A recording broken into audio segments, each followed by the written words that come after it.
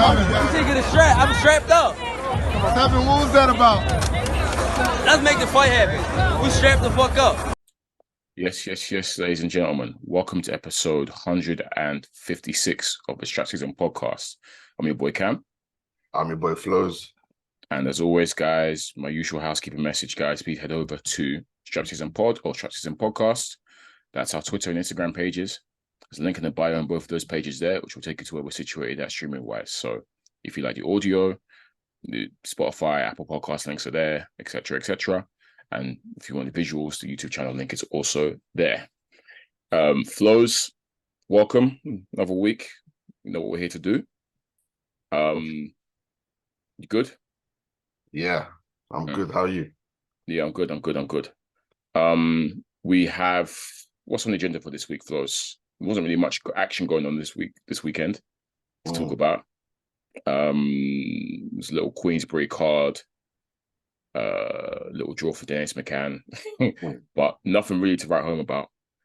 But sticking with Queensbury, obviously there's a big fight next week that's involving them. Yeah. And that's Daniel Dubois versus Alexander Usyk. That's over in Poland. I'm guessing they picked Poland because it was originally meant to be Ukraine, but obviously Ukraine's going through some issues right now, as you know. Yeah. So they just moved it to Poland. But yeah, man, I think Flo is the question I have for you. I guess it's a question that most people might have on their tongues. Does Daniel Dubois have a chance against Alexander Usyk? Yeah, he has a chance. Yeah. A puncher's chance. I knew you would say that. A puncher's chance. Maybe a bit more than a puncher's chance. Let me give Daniel Dubois some credit because he's no cherry. He's no tomato can. But yeah, that's a bit more than a puncher's chance is the best I can give him. It's a small chance, but it's a chance nonetheless. And he has to. This is the opportunity to take it. Yeah. But yeah, I don't think he will be taking it. It's basically the long and short of it. I think Usyk points. I've got straight to the Usyk points. I think Daniel Dubois will try and make it rough for him, give him a bit of trouble. But yeah, I think the skills will pay the bills. Okay. Yeah, I have to give it to you straight. I mean, he's on the shot, right, Flowz? I mean, that's fair to say in terms of he worked his way up the rankings, got him a shot at the WBA regular belt against Trevor Bryant and dispatched him like we knew he would easily. And yeah, usually what happens in boxing is with the WBA, the regular title holder is essentially them inserted in sort of like a mandatory position because they always try and, you know, make that match up between the regular title holder and the super title holder, which is the real title holder. And then there'll be one name, one face for the WBA in terms of there's one champion for the WBA. Yeah. Shout out to the WBA for actually trying to fix up the mess they caused with they're the ones that started it. So I think they're trying to clean up and make kind of one face, one name in their division, as opposed to having the regular and the super. They're trying to get one champion now. Essentially, the regular thing is going to be a thing of the past. It's going to be a relic. Yeah. They're going to try and make all the matchups with the regular champion fights, the super champion, and there'll be no more. Because usually what happens is maybe after like a month or two, they will then have bouts to decide the regular champion again and go through that process. They always do that.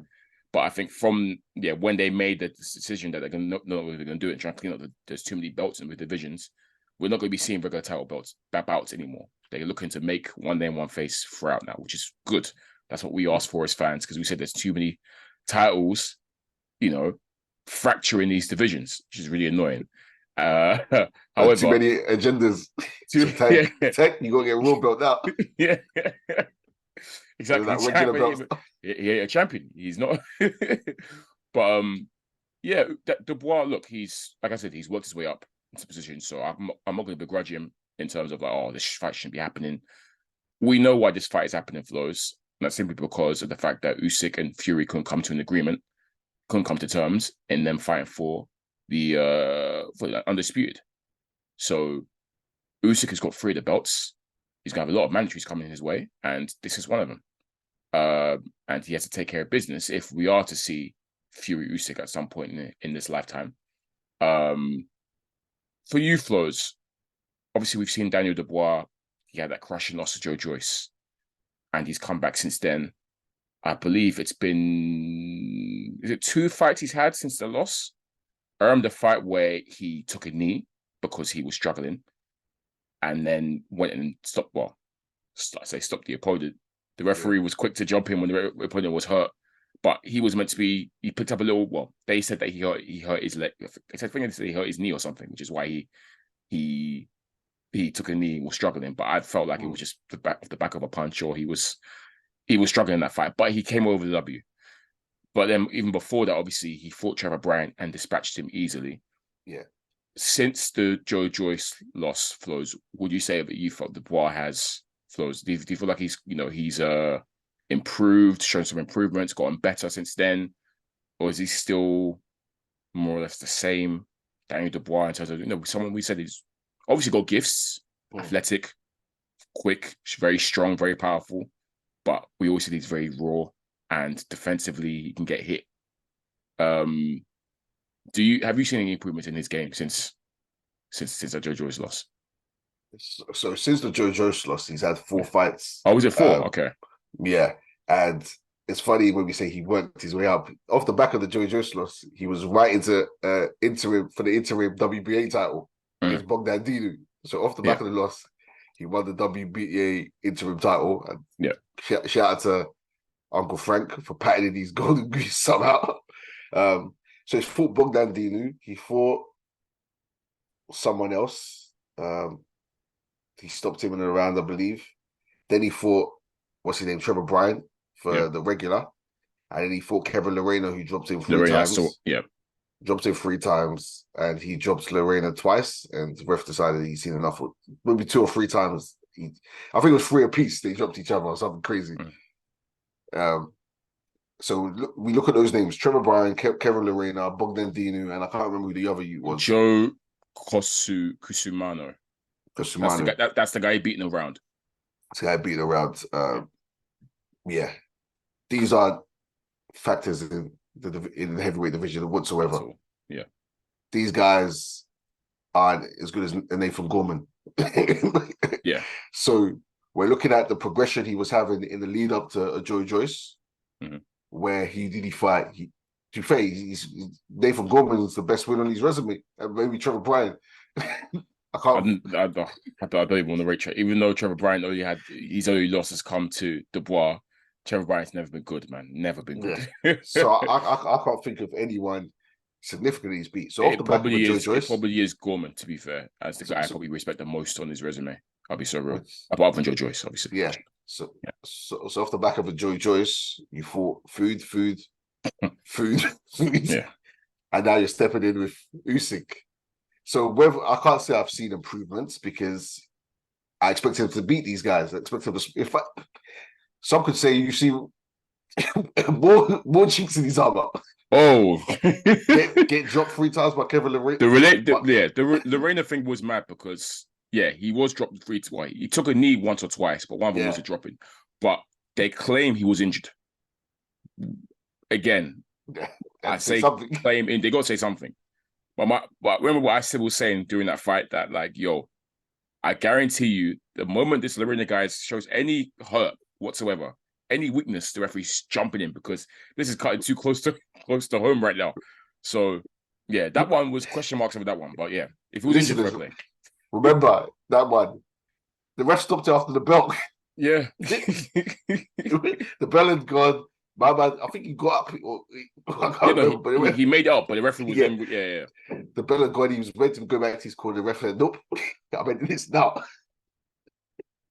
That's enough. But so look, have I seen improvement? No, I haven't. I'll be real. He's bounced back well. I will say that he's bounced back well. Yeah. But in terms of improvement in preparation for an Usyk, that's not enough. You've got 4 wins, 4 stoppages, confidence boosting. But they fed you that. But the thing is with Usyk, he's the smaller heavyweight. Everyone kind of assumes the blueprint on how to beat him because he's smaller. So there's that ready-made assumption that this is how you approach the fight. So he has that in his favor because he has size and he's a power puncher. But yeah, the preparation just isn't there for me. If he ran it back with a Joe Joyce and beat Joe Joyce, then yeah, you're ready. So essentially, what you're saying, Flowz, is that similar to what we say with Yard all the time, in terms of you can't go from a Lorena, Dinu, Trevor Bryant to Usyk. It's too much of a gap. And yeah, okay, I hear that.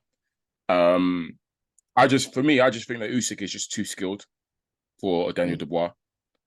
Not to say I think Daniel Dubois is food. I don't. Like I said, I think he's got gifts. Again, I still have question marks over his defense, and I just still feel like he does get hit too easily.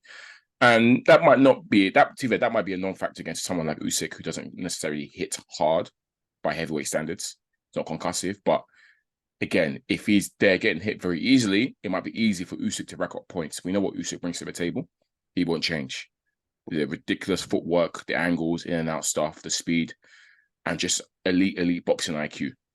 And it's to me, Flowz, it's a simple skill gap. We all know what we think the blueprint to beat Usyk is, but from what we see, most people aren't good enough to implement that. And I don't think Daniel Dubois is a level required to implement that. Only person I see who can do that is probably Tyson Fury. That's not to say, again, as we said, puncher's chance, because it is true. Daniel Dubois is a powerful puncher. He hits very, very hard. So if he is able to catch Usyk flush a couple times, whatever, yes, he might have a chance there. But I expect Usyk to just be too savvy, Flowz, too experienced. Yeah, man, I can't see Daniel Dubois taking this. And I don't want him to take this. I'll be rooting against, I'll be actively rooting against Daniel Dubois. I say that because, Flowz, I don't want Frank's evil plan to come, because we know what Frank Warren is trying to do. It's actually an evil plan what he's trying to do. Frank Warren wants Daniel Dubois to win. So, and as we said, Flowz, look how quickly that Fury fight will be made. Will be made that same night. I promise you, that same night. So I don't want Frank Warren's evil plan to come to fruition. So I'll be rooting against Daniel Dubois. I'll keep it a buck. I want Usyk to win. Yeah. They'll be that Fury.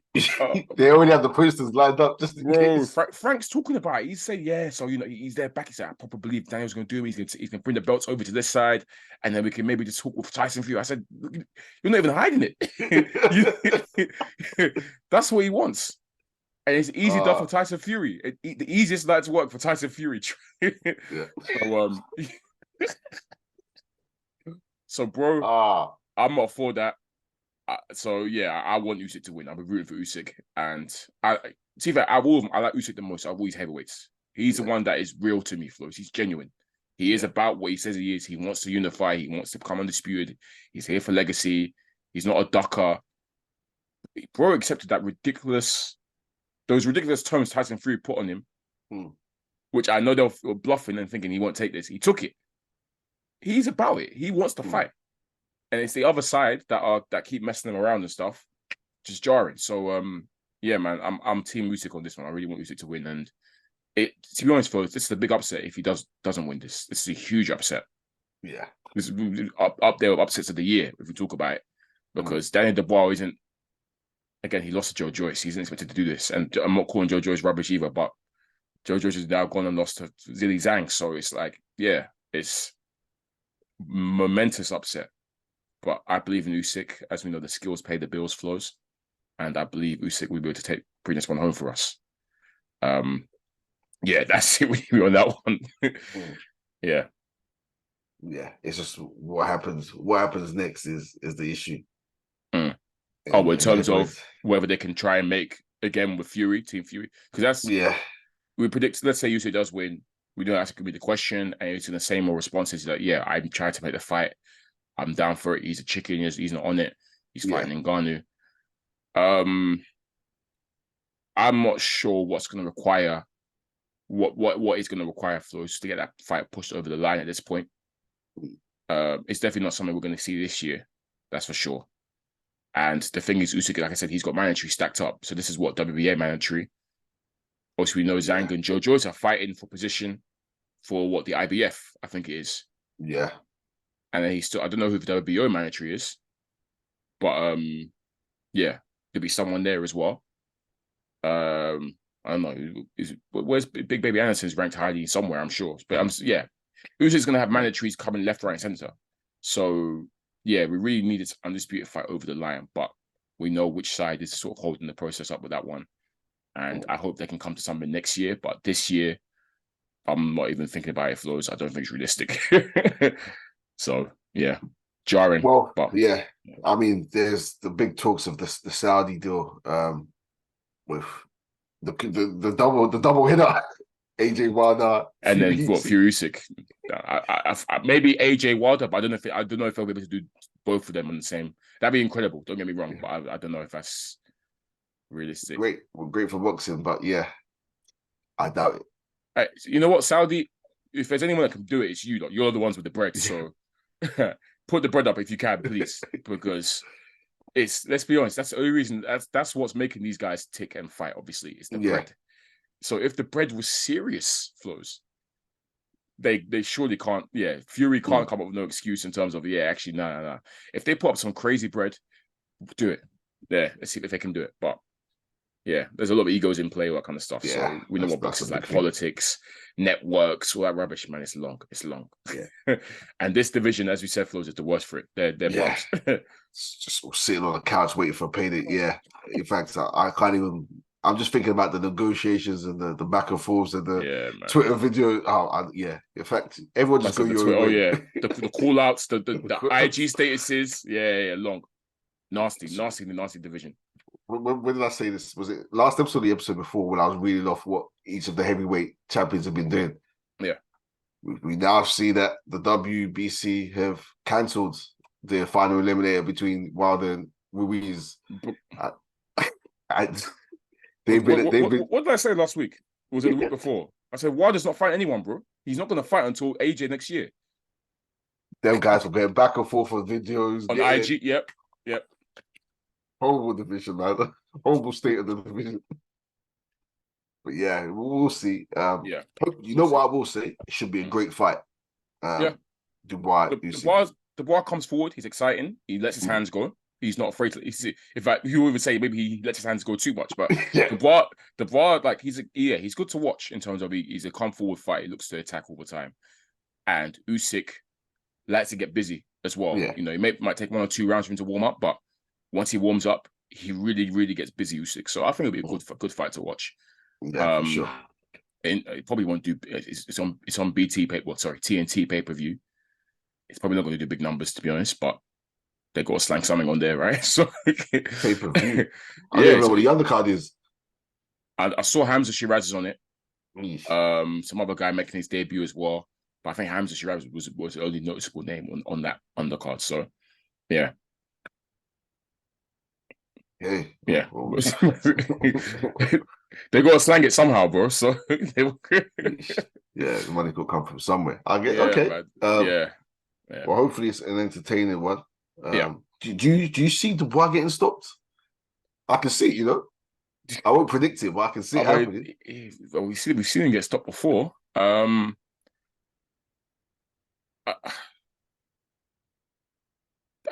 thing is, if this Kevin Lorena thing was an injury, fair enough.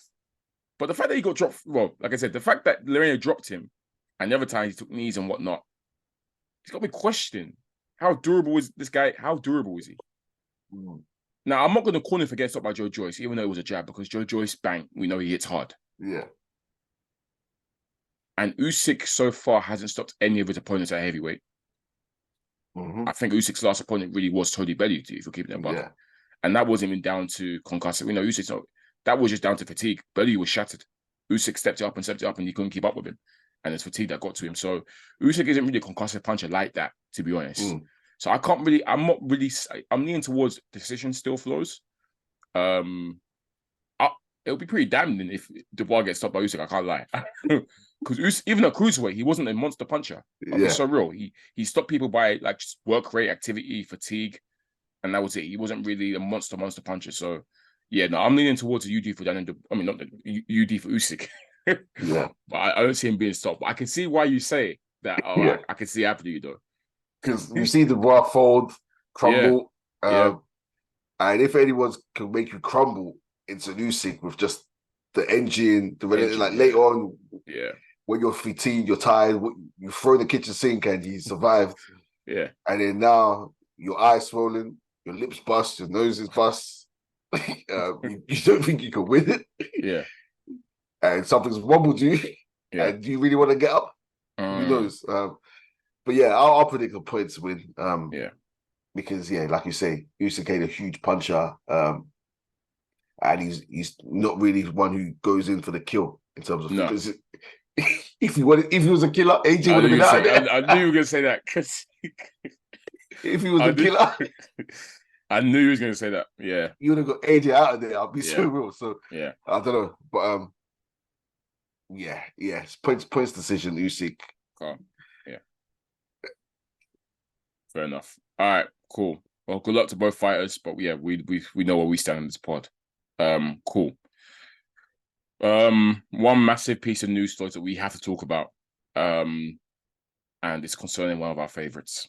It's concerning the face of boxing. Adverse analytical findings is back. This time, it's got in our girl Alycia Baumgardner, the face of boxing. It came out that apparently after her fight with another two, one of the samples got returned and it was positive. It came out over the past week, and then Matchroom released a statement as well, confirming it. And yeah, man, the women's boxing sort of been in uproar over it. We got to talk about it, Flowz. You know, we don't pick and choose here who we talk about. We got to talk about everyone, all the major people. And I'm just here to say straight out, Flowz, that she's innocent. Innocent until proven guilty. That's all. That's why. Look, accident. I'm going as far as to say we need to investigate VADA at this point. We need to, because the tools are getting contaminated and stuff. Flowz, I don't think they're sterilizing the equipment properly. Like we have to have a look at it because this is slanderous at this point because Baumgardner, there's no cleaner athlete than Baumgardner. There's a reason why she's the face of boxing. Facts. I'm seeing people talking about I think you said people saying, it's making sense. It's been bait all along, blah blah. Shut up, man. You got clouds. People talk about her physique, like someone said that she's got her physique since the Terry Harper fight. Yeah, I was like, what? She's always got loads of muscles. Yeah, she's always literally always been the same shape. But yeah, always been that shape. She's since a shorty. She'll show you baby pictures. Yeah, look, at this point, Alicia's 100% innocent. There's been a huge mistake. Yep, and I ain't talking about contaminated eggs or.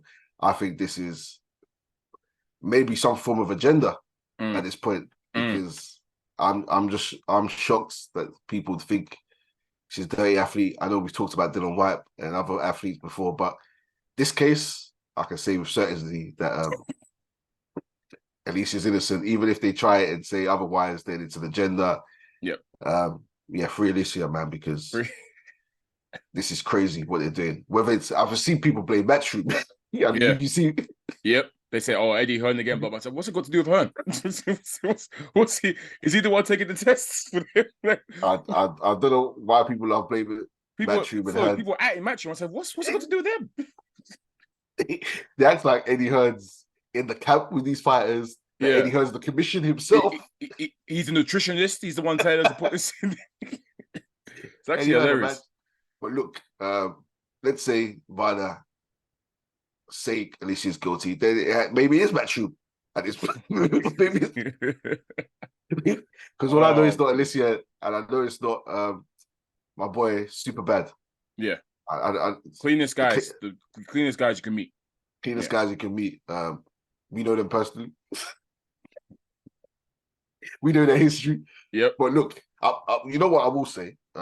Shout out to the women's boxing because men's boxing, the ops would have all gotten to their contemporaries. Like when someone in men's boxing pops 30 or gets an adverse analytical finding, interviews come out straight away and like, killing them, saying, "Look, you cheat," and half the time it comes back to bite them.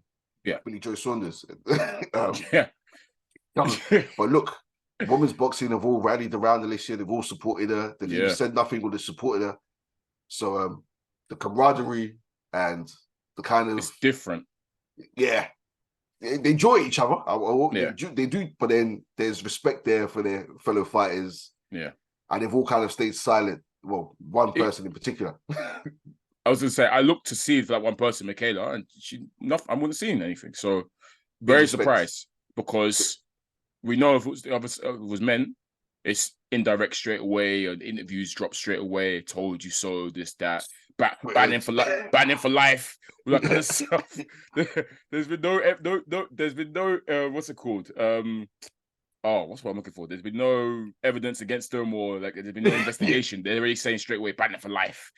Oh yeah, he could have killed someone. Oh, they start to be so dramatic, and it's like, wait for the investigation to be concluded first before you say all this. But yeah, it kills me. You guys are going in there to punch someone's head off, and you talk about, he could have killed someone. We're there physically trying to kill someone. Look, like I say, shout out to women's boxing, because even in men's boxing, even if someone hasn't popped dirty, they're chucking the accusations out. Yeah, AJ's been getting accusations for years. It's true. No, it's so true. Even now with Inoue, they're trying to tear him down with a little drugs cheat thingy, even though he's never failed the test. Oh, he needs to come over, do it over here, and do the Olympic VADA, whatever. That's what he's been doing. And then even look, like, credit to Matchroom and the fighters who are doing this VADA testing, because some fighters don't do it. It's mandatory for all Matchroom fighters. I swear that they manage. They have VADA there. It's mandatory. So all these other places are using WADA and UCAD. Yeah, they're doing these voluntary tests, so they're doing extra testing. So the criticism that Matchroom receives is crazy, because what they do is cleaning up the sport. Literally, when they tried to say, "Oh, another Matchroom fighter popped," blah blah, says a lot. I'm saying no. It actually says that what Matchroom is doing is really good. It actually looks good for Matchroom, because they're the ones that are going through the lengths of doing this VADA stuff. Yeah, other promoters aren't doing this. They're not going through that length, so it actually makes them look good, in my opinion. It shows what they're doing, and they're trying to actually be for a clean sport. And on a serious note, obviously, we back our girl Alycia. Obviously, we want it to be, to be. Oh, she is. And we're sure she's innocent. But it's one of the ones again that we could joke around and whatnot. But same process as all flows. We have to wait for more evidence to be released, more information to come, and then we see what happens. But as far as I know, this is Alicia's first infringement, I believe. So we'll see what happens. And obviously, she's come out and dropped a statement now saying, obviously, she's fighting it. It's a big, you'll be hearing from her, all that kind of stuff. So they're going to go through what they need to go through to clear her name, all that kind of stuff. But until more information is released, we don't know. So innocence of proving guilty. But Free baby girl, she good. The main thing here is that we do need one testing system for all. Yes, too many. Obviously, there's as you said, you meant VADA, WADA, UCAD, USADA, NFL, and the NBA, and sometimes Eddie he said they've used them before as well. Drug-free sport. They're another one.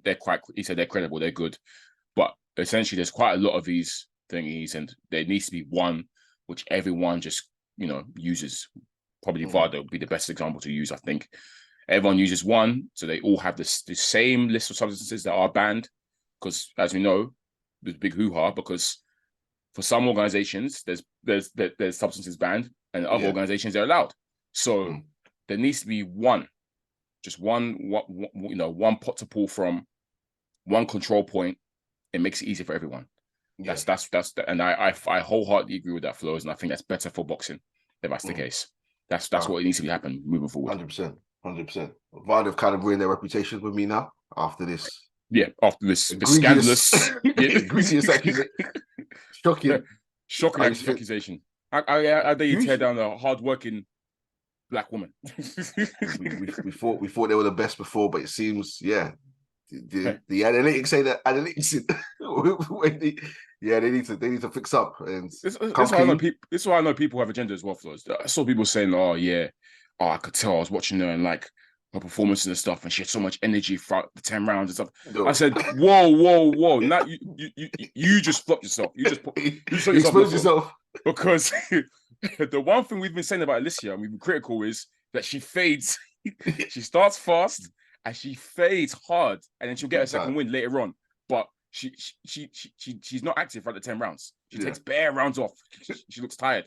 So you expose yourself massively there. Massively. Yeah. All these people fronting their moves, talking about her and performances. She's not even like a big volume puncher like that. Most of the that's the thing. She ain't a volume puncher. Yeah. If you're talking about her physique, then that means you're new. You're new. Yeah. Because she's been like that. Yeah. If you talk about her performances and you're saying, oh, you're new. So, yeah. Engine. She's not known for her engine. Not one bit. So, yeah. Yeah, free Alycia, man. Free AB. Yeah, man. Yeah, we rocking with AB, man. We always rock with her. And yeah. When she busts his case, we'll say we told you so. They're gonna kill us because we were just on to white. But yeah, they're not also clocking tone flows and the fact that we're being tongue in cheek. But yeah, anyways. Yeah, free AB, man. And to be fair, White's different because how many times White? I said 3 times he's been popped. That's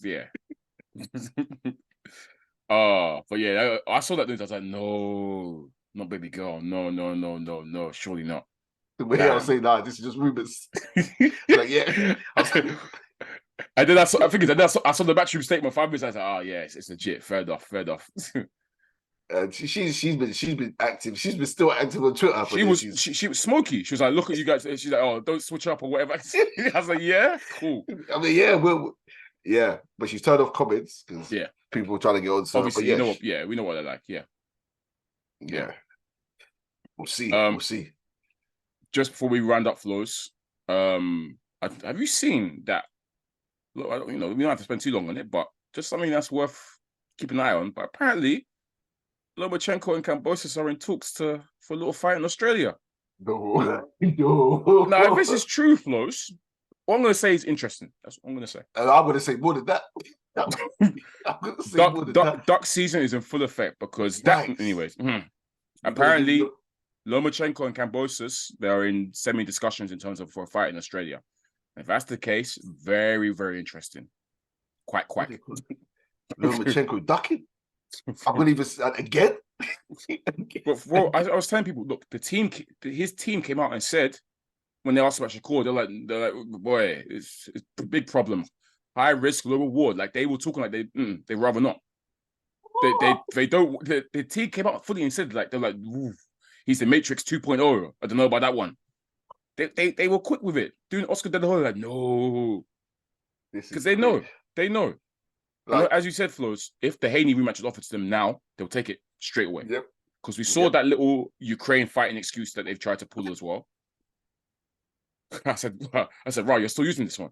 The war started. You fought how many times? Twice. Fab, you've been there. The war's still going on. You tried to. So I say I'm trying to run back to the come on, bro. You can't pull the wool over our eyes. It's fair enough. You don't fancy. It's because don't forget, Flowz. Another loss for this guy in 135 is quite perilous for him because, he's lost to obviously Tiafimo, Haney.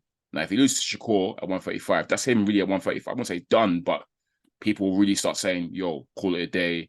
I'm not even say call it a day. We just want him to go back down to 130.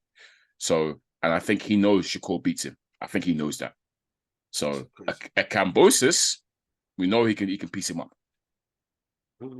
And to be honest, I can't lie, Flowz, a Kambosos fight probably brings him more bread. I'm not sure about that one, but... Well, no, in Australia, because he sells like a stadium. Don't they do like a stadium over there in Australia? Well, they did because they thought he was good. They thought, the Australians will rock with him, though. They'll rock with him. I guess they'll rock with him because they get to see Lomachenko. Yeah, they'll get to see a Lomachenko. Yeah. Look, if Lomachenko Kambosos happens, there's nothing other than a dunk. It's like we gave him the big Bob Arum excuse last time where he done the franchise champion thing. You said, okay, that was Bob Arum. Yeah. But this one, though. Yeah. It probably is Bob Arum again, but, bro, you've done it twice. You're doing it twice now. Look, I ain't going to say too much. All I want to say is Shakur's the new boogeyman of the division.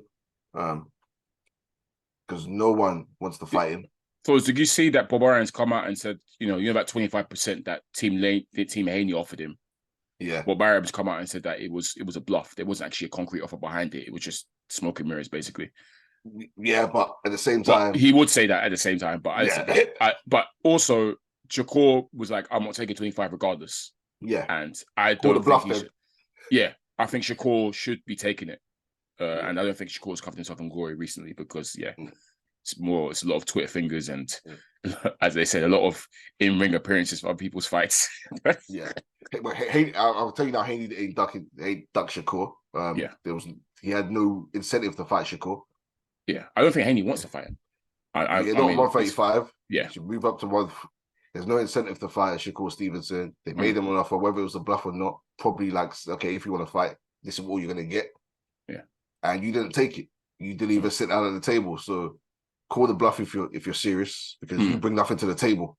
You bring your will. You just bring you're legit. Your high risk, low reward. So yeah, if you have an opportunity to be undisputed, handed to you, you jump at it. You didn't, and you're on Twitter losing back and forth because of it badly because you didn't take the opportunity where others took it. So look, you are the boogeyman because these other guys don't want to fight you, but yeah, you're not holding yourself in glory. I'll be real.